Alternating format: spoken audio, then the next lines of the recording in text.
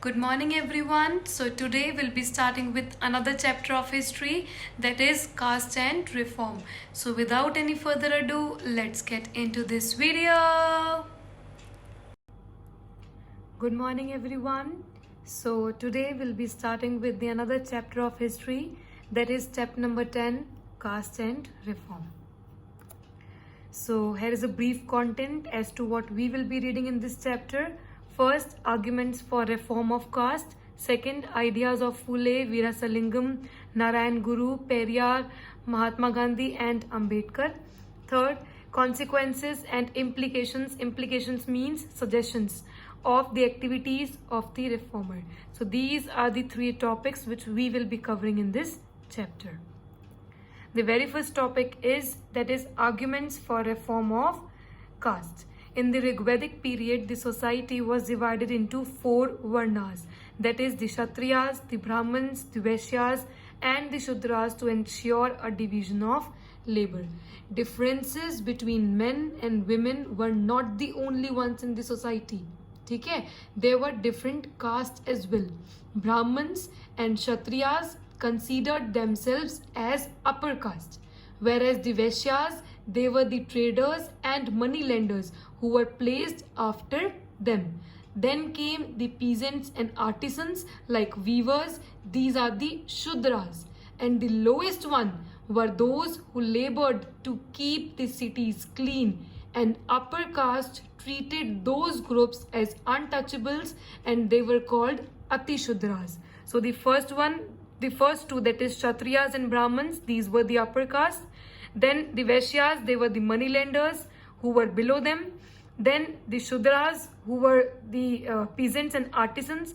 And after Shudras, there were Atishudras who were considered as untouchables.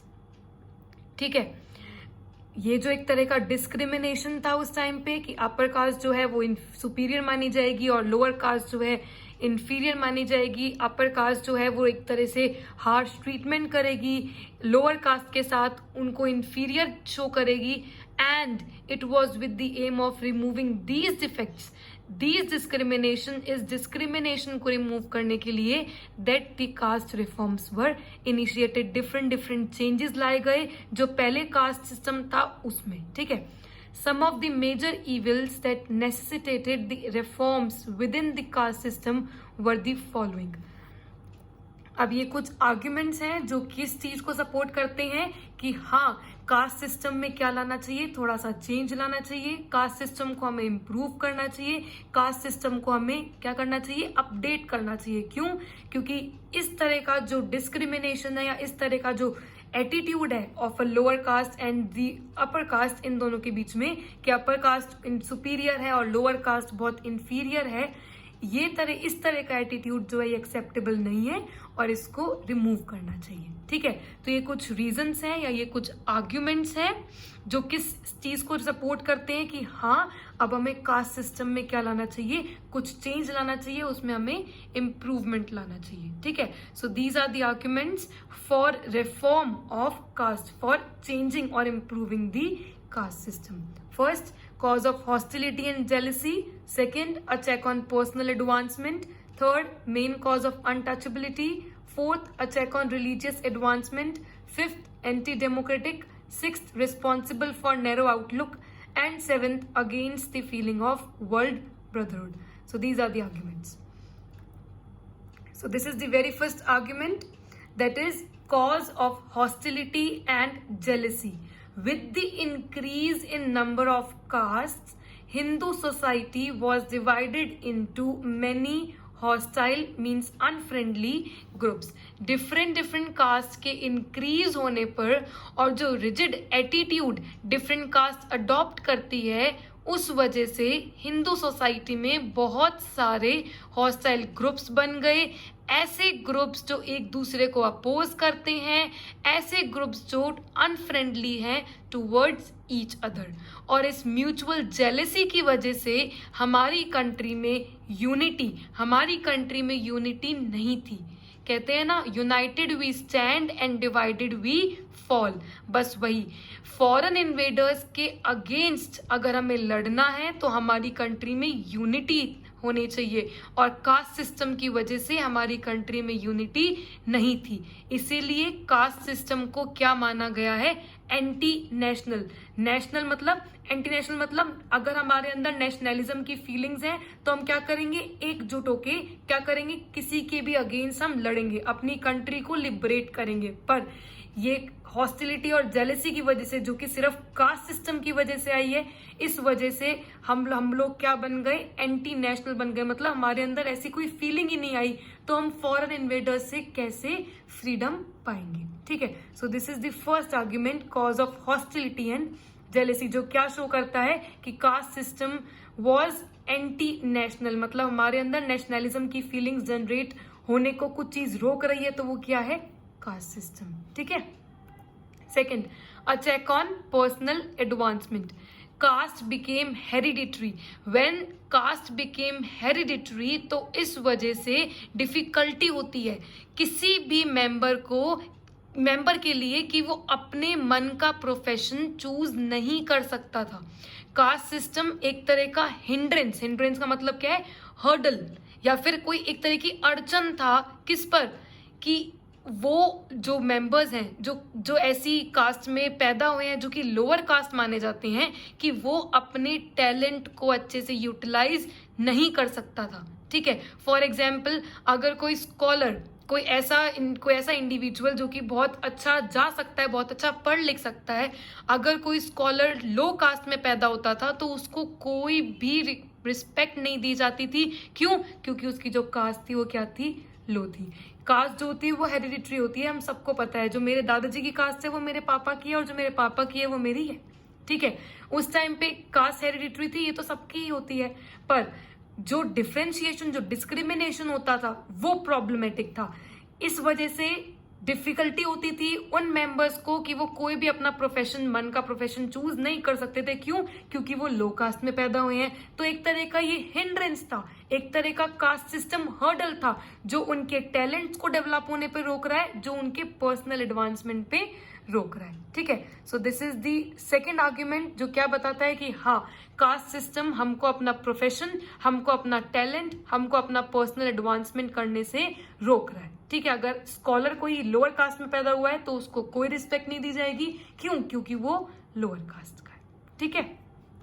Third, main cause of untouchability. Untouchability तो बहुत common word है, आप सबको ही पता होगा। Caste system gave rise to the curse of untouchability. Curse मतलब शाप। कास्ट सिस्टम से क्या होने लग गया? अनटचेबिलिटी की फीलिंग्स जनरेट हो गई।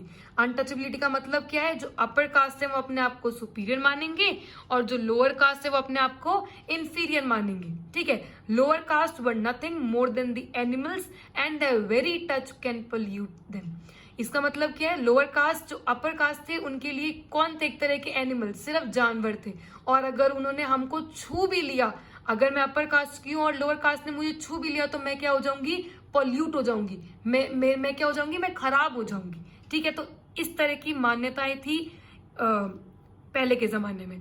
और इसके अलावा लोअर कास्ट जो होते थे, उनको ना ही टेम्पल में एंट्री मिलती थी और ना ही कॉमनवेल्थ में से वो पानी निकाल सकते थे।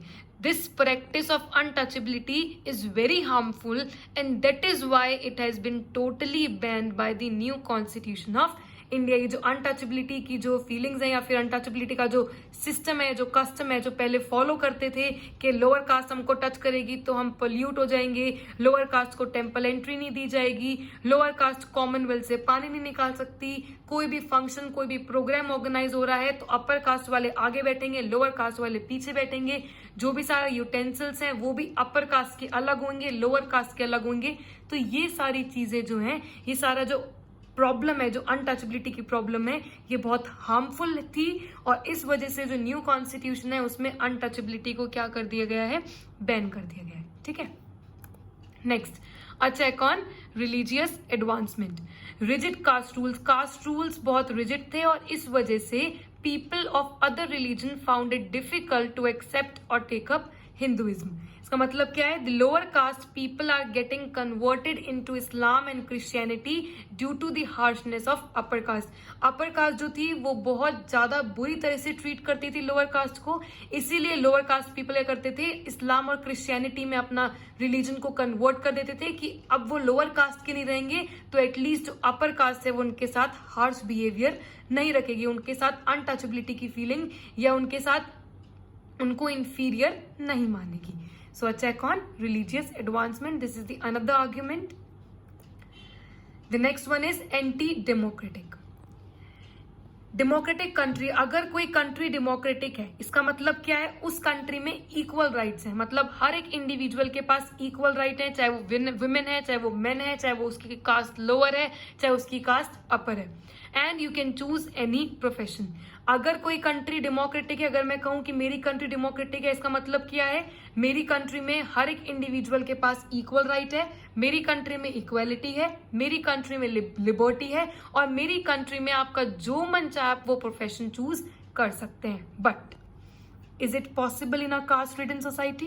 क्या ये चीज पॉसिबल थी जब उस सोसाइटी में जो कास्ट फ्रीडम है? कास्ट फ्रीडम का मतलब क्या है? जहां पे अपर कास्ट अपने आप को सुपीरियर मानेगी और लोअर कास्ट अपने आप को इंफीरियर मानेगी. जो अपर कास्ट कहेगी लोअर कास्ट को वही सब कुछ करना पड़ेगा. क्या ये दो चीजें थी उस टाइम पे? नहीं. दस caste system is highly undemocratic, जो क्या प्रूव करता है कि ना ही इक्वल राइट्स दी जाती थी और ना ही आप अपने मन के प्रोफेशन चूज कर सकते थे. तो इसलिए कास्ट सिस्टम को क्या माना गया है? अनडेमोक्रेटिक. ठीक है. Next, responsible for narrow outlook. Narrow outlook among Indians. जो कास्ट सिस्टम है वो कहीं ना कहीं रिस्पॉन्सिबल है for the development of narrow outlook. Narrow outlook मतलब नैरो सोच या नैरो माइंडेड हमारी जो थिंकिंग है वो. It did not allow Indians to mix freely with the foreigners, and because of that, Indians remained in a state of stay at home for a very long period of time. ना ही वो trading करते थे और ना ही वो कोई education के लिए बाहर जाते थे, कुछ भी नहीं करते थे. वो अपने स्टे एट होम की सिचुएशन पे रहे जैसे अभी हम रह रहे हैं. पर आप इसको अभी इस चीज से लिंक मत करो. हमारी सोच बहुत उस टाइम पे बहुत नैरो थी, नैरो माइंडेड लोग थे, just because of that this caste system कि हम फॉरेन लैंड्स पे जाना पसंद नहीं करते थे, ना ही उनके साथ हम ट्रेडिंग करना पसंद करते थे और कुछ भी नहीं. ठीक है. Next, against the feeling of world brotherhood. Caste system is against the feeling of brotherhood. अगर टुगेदरनेस नहीं होगी, अगर ब्रदरहुड की फीलिंग नहीं होगी, तो आज के टाइम पर क्या हम एक साथ रह सकते हैं? नहीं. इसीलिए in this age of science and invention the Indians can not live in seclusion. Seclusion means privacy. हमको एक साथ काम करना होगा और हॉस्टिलिटी की फीलिंग्स, जेलिसी की फीलिंग्स हमको क्या करनी पड़ेगी? रिमूव करनी पड़ेगी. ठीक है. तो एक तरह से उस टाइम पे जो कास्ट सिस्टम था it was against the feeling of world brotherhood. मतलब हम एक साथ काम नहीं कर सकते, हमारे अंदर टुगेदरनेस की फीलिंग नहीं है, हमारे अंदर यूनिटी नहीं है. क्यों? क्योंकि हमारे अंदर कैसी फीलिंग्स थी उस टाइम पे? हॉस्टिलिटी की, कि हमें एक दूसरे को अपोज करना है, कि हम एक दूसरे के साथ अनफ्रेंडली रहेंगे. तो इन कुछ फीलिंग्स की वजह से जो ब्रदरहुड की फीलिंग थी, जो टुगेदरनेस की फीलिंग्स थी, वो उस टाइम पे नहीं थी. तो ये कुछ 7 आर्ग्यूमेंट्स हैं जो क्या शो करते हैं कि कास्ट सिस्टम जो पहले था वो बहुत रिजिड था और उस वजह से ये सारी प्रॉब्लम्स जो थी लोअर कास्ट को सफर करनी पड़ती थी.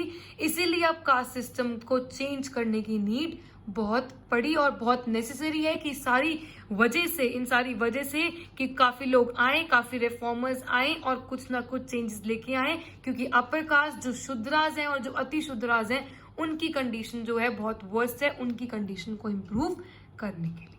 ठीक है. Now let's move on to the today's classwork. There will be no homework. So today's classwork is exercise E. Answer the following questions. Question number first. Give any 4 arguments for caste reform. कोई भी 4 arguments दे दो जो कि क्या show करता है कि हाँ हमें caste system में changes लाने हैं. And secondly, you have to do the key terms of chapter number 10. Key terms, if you are not having book, I'll be sending you the picture of key terms.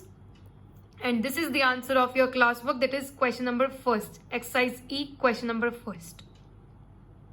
these 4 points. Okay, now let's move on to the today's general question. Earlier, Shudras, lower caste, were considered as untouchables. They were refused to enter the temples and draw water from wells. Do you think that this kind of attitude towards them is acceptable? पहले जो lower caste के people थे, जो Shudras थे, उनको untouchable माना जाता था. उनको टेम्पल एंट्री नहीं दी जाती थी, ना ही वो कॉमन वेल से पानी निकाल सकते हैं, और बहुत सारी प्रॉब्लम फेस करते थे. तो क्या आपको लगता है जो जिस तरह का एटीट्यूड अपर कास्ट ऑप्ट करती थी वो एक्सेप्टेबल है? Give answers in yes or no in the comment section below. Do not attempt this question in your notebook. Just give me the answer in yes or no in the comment section below. And if you have any doubts or queries regarding this topic, do ask me. See you tomorrow. Thank you.